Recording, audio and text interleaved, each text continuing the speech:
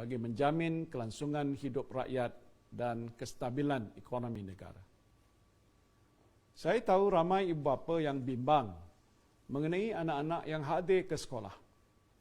Setakat ini kerajaan memutuskan untuk menutup sekolah-sekolah di kawasan zon merah. Kawasan-kawasan yang zon merah tersebut adalah Kota Kinabalu, Penampang, Putatan, Tawau, Lahad Datu, Kunak dan Sempurna di Sabah. Kementerian Pendidikan Malaysia pula sentiasa memantau keadaan kes COVID-19 di sekolah di seluruh negara. Jika ada sebarang kes COVID-19 melibatkan warga sekolah, KPM akan bekerjasama rapat dengan Kementerian Kesihatan Malaysia dalam menanganinya. Dan dalam hal ini, Kementerian Kesihatan akan memaklumkan kepada Kementerian Pendidikan langkah-langkah yang perlu diambil bagi menjamin kesihatan dan keselamatan murid, guru dan kaki tangan sekolah. Jika perlu, keputusan mengenai penutupan sekolah di seluruh negara akan dibuat di peringkat sidang khas Majlis Keselamatan Negara mengenai pengurusan COVID-19 setelah menerima nasihat daripada Kementerian Kesihatan Malaysia. Sekiranya terdapat keperluan untuk menyekat pergerakan rentas negeri, sidang khas Majlis Keselamatan Negara akan berbincang dan juga membuat keputusan mengenainya. Saya memberi jaminan notis yang mencukupi akan diberikan kepada orang ramai sebelum sebarang keputusan dilaksanakan supaya tidak ada siapa yang terkandas. Saya diberitahu mesyuarat MKN yang dipengusikan oleh Datuk Seri Ismail Sabri, Menteri Kanan Pertahanan pagi tadi, telah membuat keputusan untuk menyekat pergerakan antara negeri Sabah dengan Semenanjung, Sarawak dan Labuan yang akan berkuat kuasa mulai hari esok.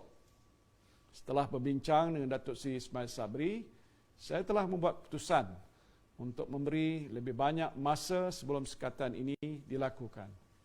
Keputusan ini saya buat bagi mengelakkan ramai penumpang yang bakal terkandas akibat kesuntukan masa membuat perubahan kepada jadual perjalanan mereka. Dan tarikh baru sekatan pergerakan antara negeri Sabah dengan Semenanjung akan berkuat kuasa mulai 12 Oktober 2020 jam 12.01 tengah malam hingga 25 Oktober 2020. Kerajaan juga sedang meneliti cadangan untuk menghadkan majlis dan perhimpunan orang ramai bagi mengurangkan kebarangkalian jangkitan wabak COVID-19 ini. Ini termasuklah persidangan-persidangan besar, kenduri kahwin serta majlis perhimpunan orang ramai.